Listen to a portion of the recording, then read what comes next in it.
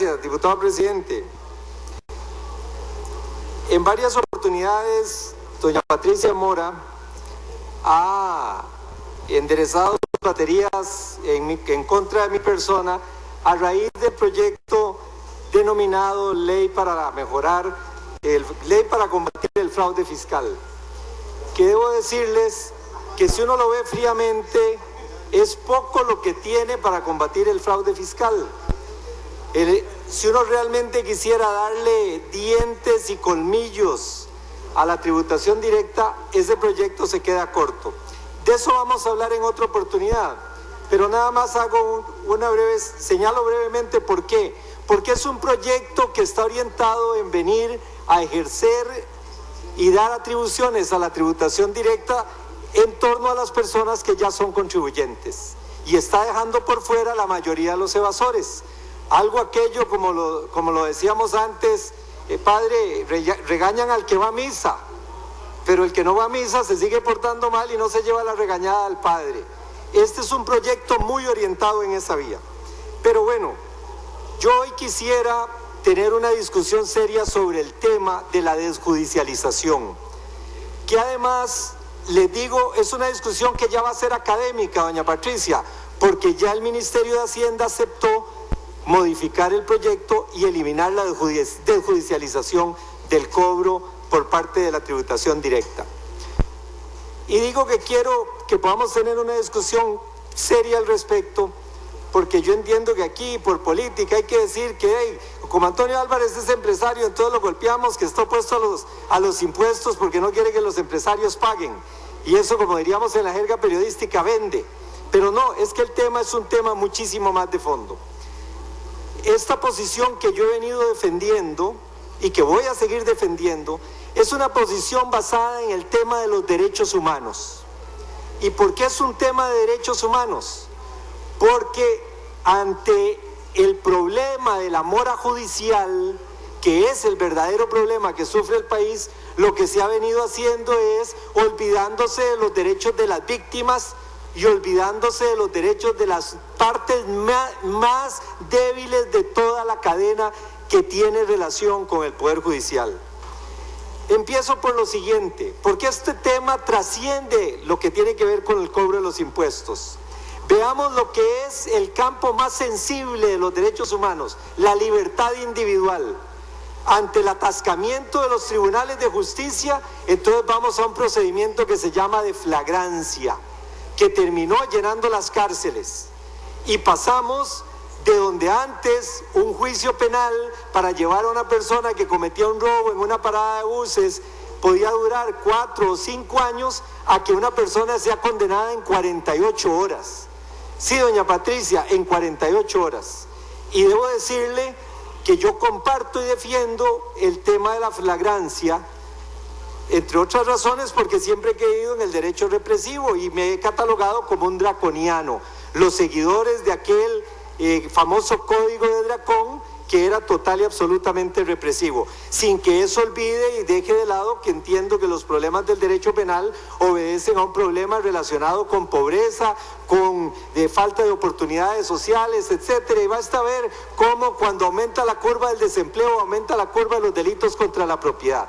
Pero sin que esto sea un ataque al tema de la flagrancia, sí debo decirle que es una manifestación de ese problema donde se dejan de lado los derechos humanos, porque lo importante es resolver los temas con rapidez y no que se quede 4 años en los tribunales de justicia. Entonces hoy tenemos condenas que, repito, personas que van y terminan en la cárcel en 48 o en 72 horas, porque cometen una acción infraganti. Inmediatamente los pasan a un tribunal que trabaja 24 horas al día, en donde hay defensores públicos, por supuesto, pero ahí mismo se resuelve y los condenan. Y basta con que vean cómo ha subido la población penal. ¿Por qué? Porque con los casos y los procedimientos de flagrancia se ha venido a cortar el procedimiento y se ha terminado teniendo a la gente en la cárcel. Eso ni más ni menos que es el tema de fondo. Ante la mora judicial y ante el hecho de que los tribunales no pueden dar una respuesta rápida, empecemos a cortar procedimientos y cortémosle derechos a la gente. Como duramos tanto, Entonces, para que no se pierda la oportunidad, eliminemos procedimientos y resolvamos esto rápido. Porque como antes resulta que el que robaba en una parada de buses, después el que estaba a la par de la señora a la que le robaban iba a declarar 4 años después, ya ni se acordaba, ya no lo podía identificar en el juicio, ya ni siquiera querían comparecer los testigos. Entonces se encontró que el procedimiento era muy sencillo. Como lo encontraron infraganti, llevémoslo de una vez al juez y en la noche a las 2, 3 de la mañana con el defensor público lo juzgan y lo condenan.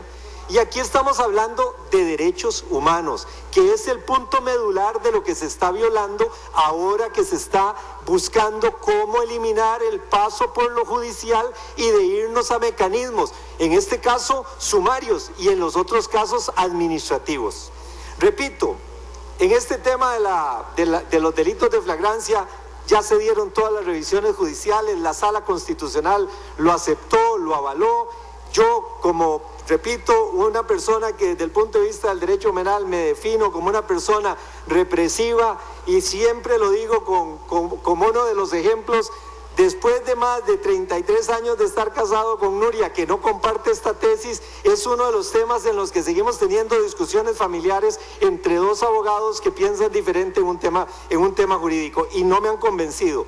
Por lo que yo no estoy aquí criticando el tema de la flagrancia como tal, sino que estoy hablando del riesgo de cómo caemos en la disminución de los derechos humanos de las personas por buscar solucionar el tema de la mora judicial. Le pongo otro ejemplo de lo que está sucediendo en el país. Como los cobros judiciales toman meses y no años, y si una persona no le paga a un banco para llevarlo a rematarle la propiedad, se duran años, y un banco puede durar 2 o 3 años en cobrar una cuenta, entonces ¿qué se hizo? Se recurrió al mecanismo de los fideicomisos, que es la forma mediante la cual se le niega el derecho de defensa a los deudores porque se da una entrega del bien desde el momento mismo en que se hace un préstamo. Entonces, ¿qué es lo que se hace hoy en día con las entidades bancarias? Si hablo de las entidades bancarias, no estoy hablando de usureros, ni estoy hablando de prestamistas, no, estoy hablando de entidades bancarias, que cuando la persona va y pide un préstamo ya no se hace la hipoteca, sino que se entrega la propiedad a un fideicomiso para que en el caso de que el deudor no pague, el fideicomiso de una vez hace el remate sin tener que ir a lo judicial. Y todos los bancos tienen empresas fiduciarias que se encargan de mantener los bienes del deudor a su nombre, los cuales si el deudor paga se le devuelven, pero si el deudor no paga se da un remate que ni siquiera tiene recursos, porque es el fiduciario el que llega y dice: a mí me pusieron este edificio de la Asamblea Legislativa en garantía y como no pagaron, entonces tengo la obligación de venderlo para pagarle a la persona que el fiduciario dice. Y resulta que esto es un trámite también en el cual el deudor no tiene defensa. Y lo más grave es que para poder conseguir el préstamo, entonces el deudor se deshace de sus bienes y ni siquiera recurre a la hipoteca, sino que los transfiere a los fideicomisos. Y los fideicomisos son los que se encargan de rematar.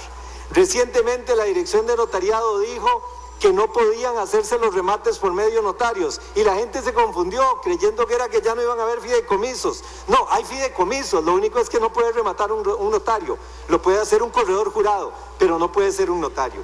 Entonces, ¿a qué llegamos con el tema de la mora judicial? A que ya el cobro judicial prácticamente no existe en los casos de créditos hipotecarios, en donde lo que las personas hacen es desprenderse del bien y entregarlo al acreedor para que no tenga trámites judiciales. ¿Y eso qué es? Es lo que yo le estoy diciendo: disminuir los derechos humanos de las personas, es resolver en perjuicio de la víctima y ponerle las cosas más cuesta arriba a la parte más débil de la cadena, en estos casos el que tiene que ir a pedir un préstamo y acogerse a las condiciones que le pongan los acreedores. Y esto, repito, esto no estamos hablando en los créditos de usura, en los créditos bancarios, públicos y privados, se da la figura del fideicomiso. Y basta con que vean ustedes, sobre todo en el periódico La República, cómo salen casi que cotidianamente la cantidad de remates de bienes que están en fideicomisos. cuyo trámite es muy acelerado. Pero continuemos con el tema. ¿Por qué es que yo defiendo que exista la ejecución de las sentencias en vía judicial? Porque en un régimen de división de poderes, desde que Montesquieu nos presentó sus obras y nos dio su pensamiento de los frenos y contrapesos, de que había que enfrentar al monarca, de que el Estado soy yo, que me parece que es Luis XVI, ¿verdad?, el que define que el Estado soy yo. En la necesidad de descentralizar el poder nos obliga a que tengamos una entidad que se llama Poder Judicial que resuelva las disputas entre los ciudadanos, pero no el Poder Ejecutivo. Pero entonces veamos lo que significa hoy en día en la doctrina moderna. Venimos y tenemos la figura del arbitraje, doña Patricia, y está en todos los contratos actuales. En contratos de importancia usted se va a encontrar que se dice que las diferencias serán sometidas a arbitraje. La Cámara de Comercio tiene un centro de arbitraje, también hay centros de arbitraje internacional, y la gente va y presenta sus disputas a un centro de arbitraje. Pero vea qué interesante, el arbitraje, en donde sí se está sometido a las condiciones de un juez, que sí tiene una regulación absoluta y figura en la que creo, por supuesto, y además soy un defensor de la figura del arbitraje. Cuando se dicta una sentencia en un arbitraje, no es el árbitro el que ejecuta esa sentencia. La sentencia del arbitraje termina en los tribunales de justicia en un juicio de cumplimiento, si es de un cobro, en un juicio de cobro judicial. No es el tribunal arbitral de la Cámara de Comercio el que dice que ante la disputa de la Asamblea Legislativa con la empresa que iba a hacer el edificio, se condena a la Asamblea Legislativa a pagar $5 millones y la misma Cámara, el mismo centro de arbitraje, la Cámara de Comercio, el que realiza el embargo y el cobro de los $5 millones. No. Esa sentencia de un tribunal arbitral termina en los tribunales de justicia, porque ni siquiera los tribunales arbitrales tienen capacidad de ejecutar los fallos que ellos dictan. Lo que hacen es resolver el derecho. Lo que usted en materia tributaria decía, hacer la determinación, que no es ni más ni menos que resolver el derecho. Pero el cobro y la ejecución de lo que ahí se resuelva no lo hace ni siquiera un tribunal arbitral, que es un tribunal constituido basado en las leyes de la República y en tratados internacionales, sino que tiene usted que regresar a los tribunales de justicia. ¿Y por qué es así?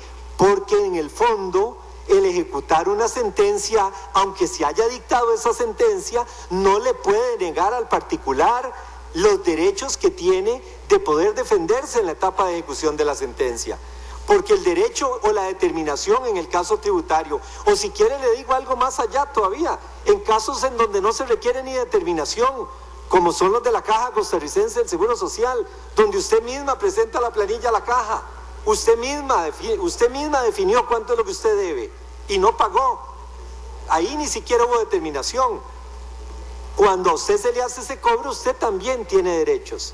Y no, porque ya usted reconoció que debe pagar 1 millón de colones en planilla o 100.000 colones en la planilla, cuando mandó la fórmula de la planilla a la Caja, no por eso usted pierde los derechos de poder tener la tutela judicial. Y ese es el tema medular. Y repito, y vuelvo a insistir en esto, si en el país no tuviéramos un problema de mora en los tribunales de justicia, no estaríamos pensando si hacemos fideicomisos, si hacemos juicios de flagrancia, si mandamos esto a la vía administrativa y si empezamos a quitarle los derechos a las personas frente al Estado y empezamos a dejar a las personas desprotegidas frente al Estado.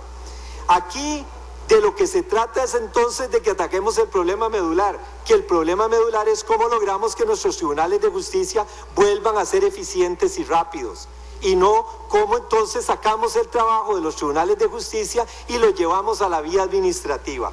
Porque además dentro de este esquema estamos viviendo hoy desde la óptica del derecho dos situaciones totalmente injustificables.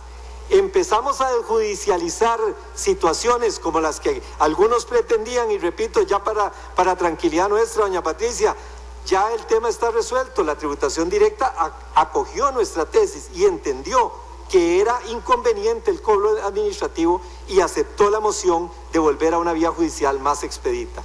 Pero resulta que además estamos cometiendo otro grave error, que es que estamos judicializando temas que no son judiciales. Y todas las asambleas políticas de los partidos terminan después en los tribunales de justicia. A mí me decía un expresidente de Liberación Nacional, cuando estábamos haciendo el programa de distritales, cantonales, provincial, nacional para la elección de los diputados, tenga, Antonio, en cuenta y deje el plazo para los recursos de amparo, porque aquí todo termina en recursos de amparo y todo termina en los tribunales, porque hemos ido al extremo de la judicialización de los temas que no son judiciales, y ahí terminamos. Vean que a don Henry, a quien yo he criticado en buena parte de su gestión, lo iban a acusar por una de las resoluciones que aquí dictó penalmente, de una resolución del debate. Se le iba a acusar por haber dictado una resolución en el debate legislativo para meterlo a la cárcel. Bueno, porque aquí hemos caído en donde al final queremos sacar de la justicia una serie de actividades y queremos meter en la justicia otras cosas que no son de la justicia. Si don Henry se equivocó, aquí es un debate político. Y probablemente parte de la sanción que se recibe es lo que pasa el 1 de mayo, pero no es un juicio para terminar metiéndolo en la cárcel porque dé la palabra o no dé la palabra a un diputado, o porque tome una decisión o tome otra. Y aquí es un ejemplo de lo que estamos haciendo y de lo que estamos haciendo mal. Entonces, este tema de quitar las potestades judiciales no es nuevo con el tema de la renta. Ya lo vivimos en la ley de fortalecimiento de la caja. Y aquí está don Edgardo Araya, compañero de su partido, cuyos asesores y él además nos ayudaron a volver a judicializar el cobro judicial en la caja, porque la propuesta de la caja era desjudicializarlo. Don Marvin Atencio, usted en la Comisión de Asuntos Jurídicos también, su posición fue de que no podía ser que la caja le meta a usted los cobros judiciales y de que en última instancia el cobro judicial ya esté en manos de las mismas entidades encargadas del cobro, porque entonces ¿cuál es la defensa del ciudadano? O sea, ¿cómo me defiendo yo?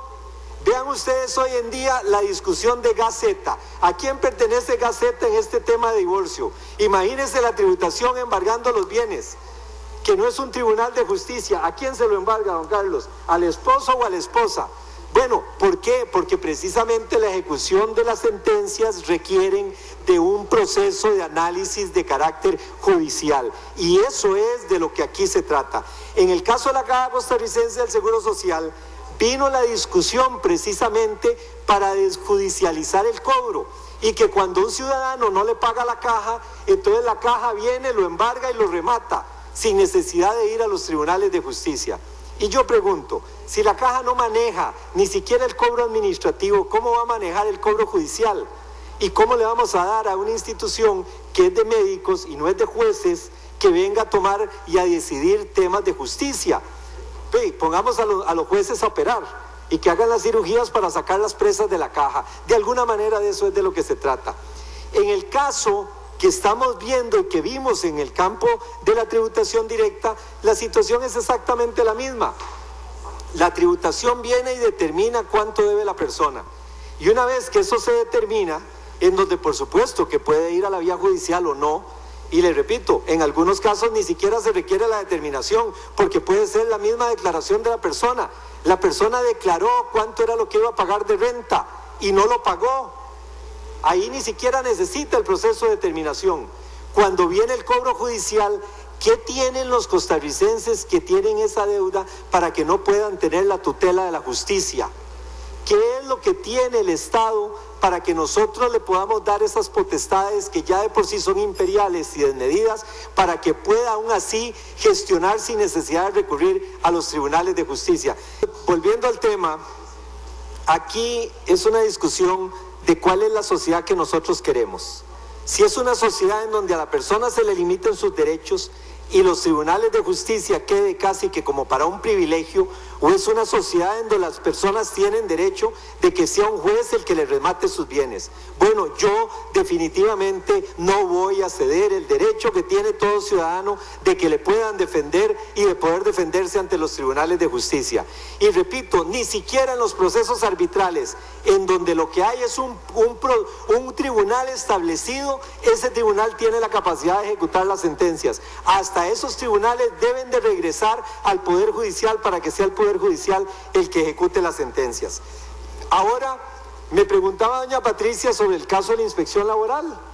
Igualmente, doña Patricia, no voy a renunciar al derecho que tiene cualquier persona de defenderse en los tribunales de justicia. Usted puede fortalecer la inspección laboral, no tengo ningún problema, y lo defendimos desde que estuvimos en la campaña electoral. Pero negarle a la persona la posibilidad de defenderse y dejar el establecimiento de las violaciones laborales en sede administrativa es una violación a los derechos humanos de las personas, en este caso de los patronos. No es posible que el órgano administrativo sea el que esté dictando las sentencias y sea el que haga valer las sanciones sin que la persona tenga el derecho de una revisión de carácter judicial. Porque eso es volver a un sistema en donde nosotros renunciamos al equilibrio de los frenos y contrapesos del Estado. Eso es volver a los sistemas absolutistas, y empecemos por ahí y después vamos a volver a las detenciones sin necesidad de las órdenes judiciales, como existían antes de que se diera la Sala Constitucional. Como cuando en el pasado, y aquí don Carlos no me deja mentir, cuando en el pasado podía la policía ordenar una detención y la incomunicación del imputado, y podían incomunicar al imputado por 10 días, y el imputado estaba incomunicado de su defensor, pero no de los investigadores, don Carlos. Lo podían sacar de los sótanos del OIJ los investigadores, pero sin embargo los terceros no tenían acceso a él porque estaba incomunicado. Cuando vino la Sala Constitucional en fallos del magistrado Pisa Escalante y dio una vuelta completa al principio y volvió a restablecer el principio de inocencia que no funcionaba para la policía y que el organismo de investigación judicial podía aplicar esas detenciones de esa manera. Bueno, eso es lo que sucede cuando nosotros negamos el derecho y la participación del Estado. En derecho laboral, si usted tiene un patrono que está incumpliendo las reglas en su centro de trabajo, hágale la visita. Los funcionarios del Ministerio de Trabajo tienen que tener el derecho de poder ingresar y de poder hacer toda la calificación. Pero de ahí a que esos funcionarios dicten un fallo y yo tenga que acogerme a ese fallo y no tenga la posibilidad de ir a la vía judicial, no, doña Patricia, no. Y usted, que se dice defensora de los derechos humanos, no debería de promover sistemas que le limiten o le restrinjan a la persona la aplicación de los derechos humanos y de los elementos que los derechos humanos le brindan. Hablemos un poco de la historia de los sistemas tributarios en América Latina. ¿Qué sucedió en Ecuador? El presidente que ganó las elecciones inició una investigación tributaria contra su rival, don Álvaro Noboa, y le hizo una recalificación de $100 millones en impuestos. Hoy en día Álvaro Noboa vive en Nueva York y sus empresas están siendo rematadas. ¿Qué pasó aquí en Costa Rica? No nos vayamos tan lejos. ¿Qué pasó aquí en Costa Rica? Que a don Johnny Araya, 10 días antes o pocos días antes de las elecciones, la tributación directa le hace una notificación de una supuesta determinación porque no declaró 100 y pico de millones de colones. Y un líder sindical convoca a la prensa por Facebook, por Twitter y por los diferentes medios de comunicación para que vayan a la casa de don Johnny a las 8 de la mañana cuando va a llegar el empleado de la tributación directa a notificarlo. Y cuando llegan a notificar a don Johnny, ahí está toda la prensa, porque un sindicalista convocó a la prensa. Y ese mismo sindicalista días después dice al periódico La Nación: si yo manejo toda la información de tributación directa, podría decirles el montón de casos que hay. Bueno, ante eso, ¿qué pasó? Que se están violando los derechos de las personas, y a esos grupos administrativos es a los que este proyecto quería fortalecer, dándole las potestades del cobro. Pues resulta que la bendita violación que había cometido don Johnny Araya fue que el Instituto Nacional de Seguros hizo una donación de 100 millones de colones para los Juegos Nacionales, para los Juegos Centroamericanos, y se lo acreditaron como que si hubiera sido un pago a don Johnny, y don Johnny no había declarado que había recibido 100 millones de colones del INS. Por supuesto, un tema que se resolvía rápidamente con solo que se hubiera leído el expediente y que se hubieran dado cuenta de que don Johnny era asalariado en la Municipalidad de San José y no tenía por qué haber recibido 100 millones de colones del INS, o haber visto que la transferencia del INS era para los Juegos Nacionales y no para don Johnny, que don Johnny firmaba como apoderado y no firmaba como que recibía a título personal esos dineros. Pero entonces, ¿qué es lo que pasa con esto? Que estas son violaciones de carácter administrativo, porque el abuso que puede tener la administración si usted le quita a los funcionarios, a los contribuyentes, la posibilidad de la defensa. Nosotros no podemos renunciar al derecho de recurrir a los tribunales de justicia. Nosotros no podemos simplemente porque el Poder Judicial está atiborrado de trabajo, porque no le da para poder tener la justicia pronta y cumplida que plantea la Constitución Política, el empezar a recortar todos los procedimientos y mandar a la gente entonces a que vea a ver quién lo defiende y cómo se protege. Eso lo defendimos en la ley de la Caja. Y don Edgardo, usted fue uno de los compañeros que nos respaldó en esa propuesta. Don Rafael Ortiz, otro de los diputados que defendió la tesis. Don Carlos Arguedas, constitucionalista, también sobre el principio de que usted, desde el punto de vista constitucional, si le pasa a la administración las potestades de ejecutar las sentencias, está trasladando potestades de un poder a otro y por lo tanto devienen inconstitucionales. Entonces, y para ir concluyendo, esta discusión no debe ser una discusión para ver cómo volvemos aquí a agitar la lucha de clases y de que los ricos están viendo a ver cómo se quitan los cobros y cómo torpedean los proyectos que van a venir a recaudar los impuestos. No, doña Patricia, esta es una discusión de derechos humanos.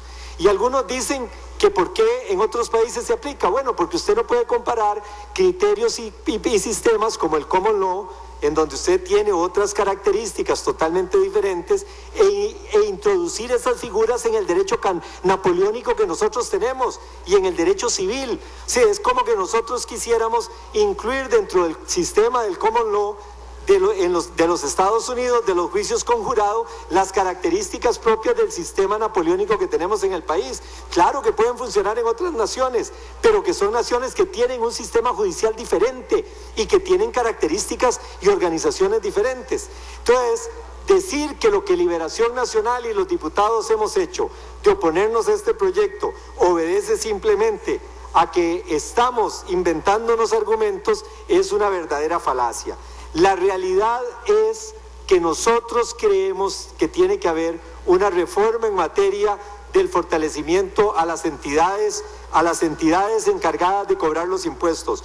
Le puedo decir, y aquí tiene usted algunos testigos, el diputado más fuerte y más severo que ha habido en el caso del cobro de las obligaciones de la Caja ha sido este servidor. Y algunos no han coincidido conmigo, lo puede decir usted, diputado Alfaro, porque yo he insistido en que una empresa que no paga la Caja es una empresa que no tiene derecho a trabajar. Entonces no estamos aquí alcahueteando a que existan o abunden los morosos. Lo que sí estamos haciendo es defendiendo los derechos que tienen que tener las personas.